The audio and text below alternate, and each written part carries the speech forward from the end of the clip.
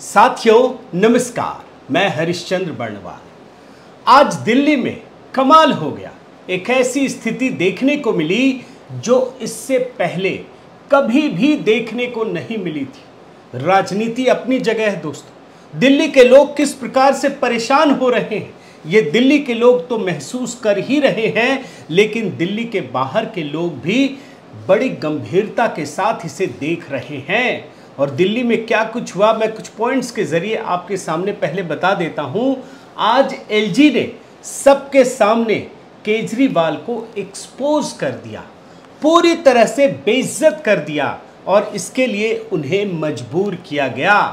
दूसरा, केजरीवाल की पूरी टीम को आज एलजी ने राजनीति का कहकहरा समझा दिया। क्यों समझाया, क्यों ऐसी परिस्थितियां पैदा हुई, ये आपको बताऊंगा। केजरीवाल जानते हैं क्या करना चाहते थे। फ्रांस गए हैं मोदी और वहां पर किस प्रकार भारत का सम्मान हो रहा है ये पूरी दुनिया जानती है। वहां पीएम मोदी की फजीहत कराना चाहते थे, लेकिन दिल्ली में कि एलजी ने केजरीवाल के सबके सामने तोते उड़ा दिए। कैसे उड़ाए ये आज देखना बहुत ज़रूरी है, क्योंकि ऐसा वीडियो इससे पहले कभी देखने को नहीं मिला। वहीं फ्रांस ने दोस्तों वो काम कर दिया जो आज तक कोई पीएम नहीं करा सका।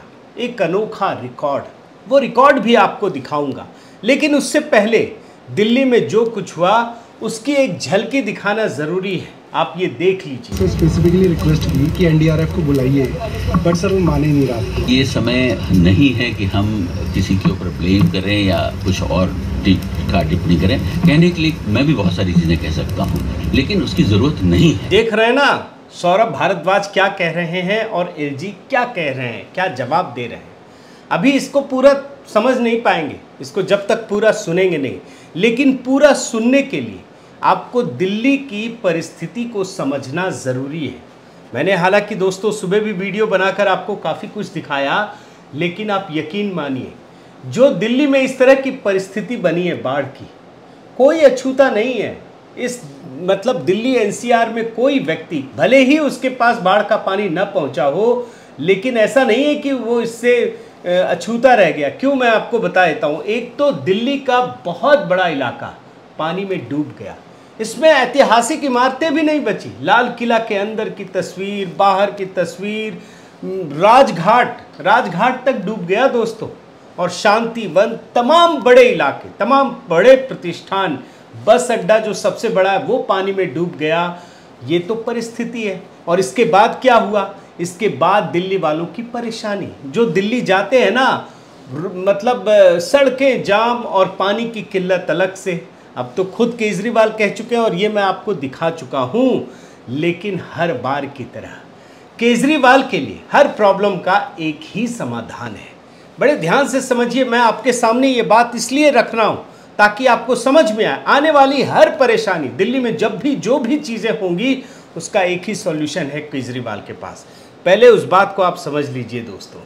किसी जगह पर फोटो शूट कराना यही है।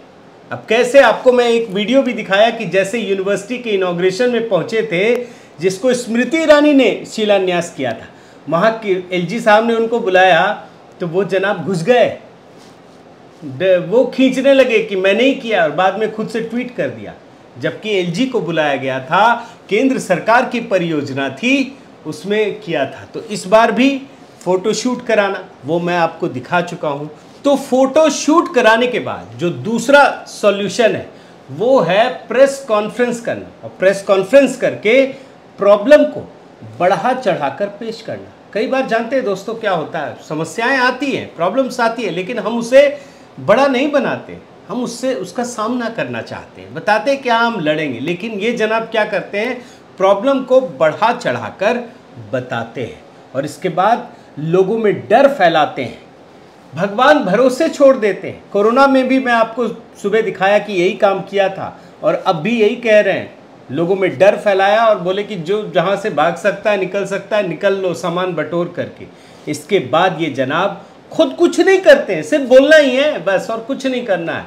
केंद्र सरकार या किसी न किसी अन्य राज्य सरकार से मदद की भीख मांगते हैं, बस जी थोड़ी सी मदद कर दो, कुछ नहीं, इतना सा कर देंगे हो जाएगा। अभी मैं आपको बयान भी सुनाऊंगा। इस बार भी ये जनाब यही कर रहे हैं। और इसके बाद जब चीज़ें चलती रहती हैं, ये सारी चीज़ें एक साथ होती रहती हैं, तो ये तुरंत आ जाते हैं, आरोप लगाते हैं कि केंद्र ने कुछ नहीं किया। एक ही वक्त में ये दोनों चीज़ें हो सकती हैं। एक तरफ कोई भीख मांगता है, दूसरी तरफ कोई आरोप लगाता है प्रेस कॉन्फ्रेंस करके। और ये आप हर मामले में आप देखिएगा, यही पैटर्न है दोस्तों इनका। और इसके बाद जब सारी चीज़ें काबू में आने लगती हैं ना, तो बड़े बड़े होर्डिंग्स, बड़ा बड़ा प्रचार, हर जगह प्रचार मॉडल इनका शुरू हो जाता है। आप जानते हैं, इसी स्ट्रैटेजी के साथ, यही रणनीति है इनकी, इसी रणनीति के साथ एलजी के साथ केजरीवाल, खुद केजरीवाल है, आप वीडियो में देखिए, और उनके साथ उनकी पूरी टीम है, बाढ़ का मुआयना करने पहुंचे। तो केजरीवाल के कहने पर वही पैटर्न है दोस्तों। मैं इसलिए अब आपको पूरा बयान सुनाता हूं। सौरभ भारद्वाज जो मंत्री हैं, इन्होंने आरोप लगाना शुरू कर दिया। और इस बार किस पर आरोप लगाया आपको पता है? एनडीआरएफ पर।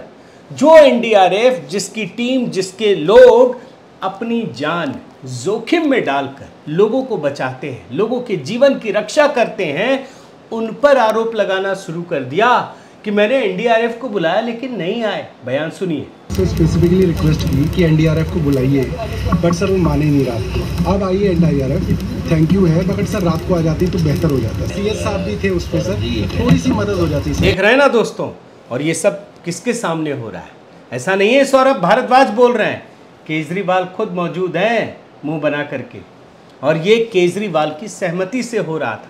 उन्होंने टोका नहीं कि छोड़ो भाई, मिलके काम कर रहे हैं, पहली बार तो दोनों साथ आए हैं, मिलकर काम करते हैं, दिल्ली वालों को बचाते हैं। नहीं, क्योंकि ये आईआईटी पास है, ये आईआरएस है, ये पढ़े लिखे हैं, दूसरों को अनपढ़ बताते हैं और खुद को, अपने आप को पढ़ा लिखा बताते हैं। तो एलजी ने इस बार ये शायद तय कर लिया होगा कि इनको इनके होश ठिकाने लाना है, इनको सबक सिखाना है। और इसीलिए जो बात कही आपको सुनना चाहिए, केजरीवाल की सबके सामने बेइज्जत किया और बताया कि काम करना चाहिए। राजनीति करने के तो बहुत समय हो सकते हैं, मैं भी कर सकता हूँ।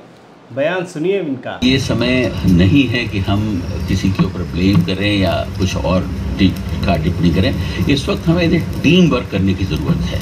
कहने के लिए मैं भी बहुत सारी चीज़ें कह सकता हूँ, लेकिन उसकी ज़रूरत नहीं है। हमें इस वक्त ये देखना है कि हमारे लोगों को कोई तकलीफ नहीं हो और जो प्रॉब्लम हमारे सामने है हम उसको सॉल्व करें। ये सारी चीज़ें बात हो सकती हैं, हमें इतना समझना चाहिए। लेकिन एनडीआरएफ की टीम का जहाँ तक सवाल है, सुबह मेरे 7 बजे आर्मी से बात हुई, होम मिनिस्टर साहब से बात हुई है और उन्होंने अपनी टीम को पहले भेजा है, उन्होंने असेसमेंट किया है। असेसमेंट करने के बाद क्या रिक्वायरमेंट है उसके काम शुरू हो गए।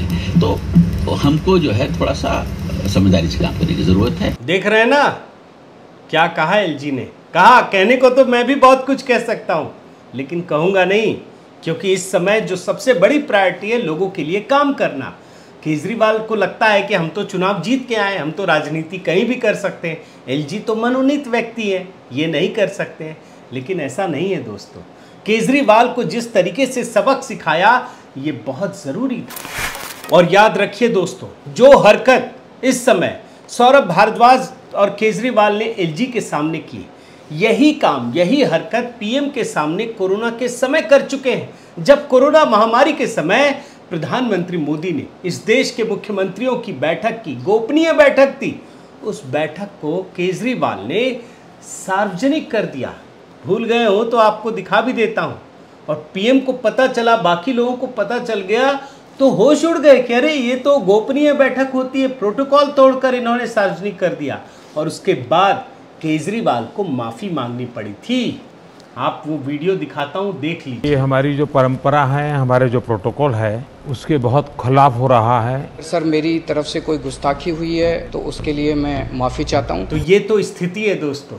ये बार बार बेइज्जत होने के बाद भी सुधरने का नाम नहीं लेते हैं, फिर से बेइज्जत होते हैं। जैसे मतलब लोगों के सामने झूठ बोल बोल करके फिर झूठ बोलते हैं, यू टर्न लेते लेते और लेते हैं, और जितना झूठ वैसे ही ये काम है। इनको बेइज्जत से ये बड़े ऊपर हो चुके हैं, ये स्थिति है।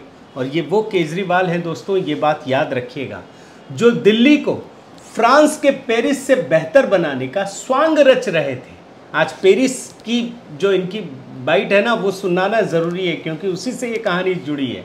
सुन लीजिए। हम दिल्ली की कच्ची कॉलोनियों को लंदन पेरिस बना के दिखाएंगे, इनमें सड़क बनवाएंगे, इनमें नालियां बनवाएंगे, इनमें पानी देंगे, सीवर देंगे। देख रहे हैं ना, लंदन पेरिस से ज़्यादा अच्छा बना देंगे। बनाया क्या? 1 साल 5 साल और हर बार यही टाइम मांग लेते हैं। लेकिन आज स्थिति जानते हैं क्या है? आज पूरी दुनिया की नज़र दिल्ली के अलावा पेरिस पर भी लगी रही होगी, भारतवंशियों के लिए खासकर, और पूरी दुनिया की तो पेरिस पर। क्यों? क्योंकि पेरिस में आज भारत का सम्मान हो रहा था, भारत का गौरव गान हो रहा था। आप ये तस्वीरें देख लीजिए, प्रधानमंत्री मोदी को सम्मानित किया जा रहा है। आज फ्रांस ने दोस्तों प्रधानमंत्री मोदी को अपने सर्वोच्च नागरिक सम्मान लीजन ऑफ ऑनर से नवाजा, और ऐसा सम्मान पाने वाले प्रधानमंत्री मोदी भारत के पहले प्रधानमंत्री बने। और ये भी याद रखिए, इन्हें 14 देशों का सर्वोच्च नागरिक सम्मान हासिल हो चुका है। दुनिया में और कोई नेता नहीं है।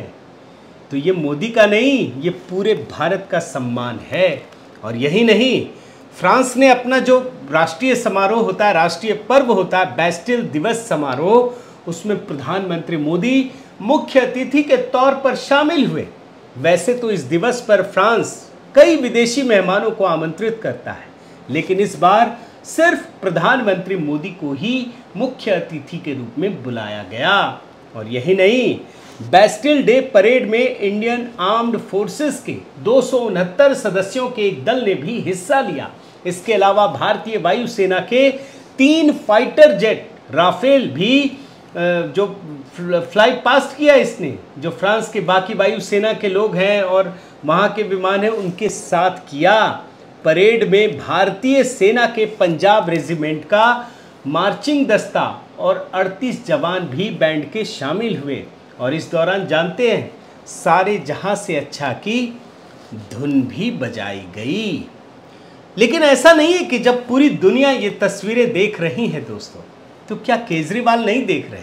लेकिन केजरीवाल की हकीकत क्या है? केजरीवाल ये सब जानते हैं। ये जानते हैं कि भारत का सम्मान हो रहा है, और उस समय प्रधानमंत्री मोदी को अपमानित करने का एक ही तरीका है कि दिल्ली की ये तस्वीरें जो आज हम और आप देख रहे हैं, अगर पूरी दुनिया ये देखेगी कि कैसे दिल्ली बाढ़ के पानी में डूबा हुआ है, तो उस प्रधानमंत्री के बारे में क्या सोचेगी दुनिया? और यही चीज़ शायद केजरीवाल दिखाना चाहते हैं और इसी बात की राजनीति कर रहे थे। लेकिन इस बार एलजी ने उनको सही सबक सिखाया। उम्मीद है केजरीवाल को होश आ गया होगा, लेकिन इतिहास अगर आप ध्यान से देखें तो आपको लगता है कि केजरीवाल को ज़रा सा भी फर्क पड़ा होगा। लेकिन असली मुसीबत किसकी? असली मुसीबत तो जनता की है। पीएम का सम्मान जनता का सम्मान है। ये बात हमको ध्यान में रखना पड़ेगा। बहुत बहुत धन्यवाद। आपसे निवेदन है साथियों कि आप मेरे इस चैनल को ज़रूर सब्सक्राइब कीजिए, लाइक कीजिए, शेयर कीजिए, कमेंट कीजिए और इस बेल आइकन को प्रेस करना मत भूलिएगा। नमस्कार।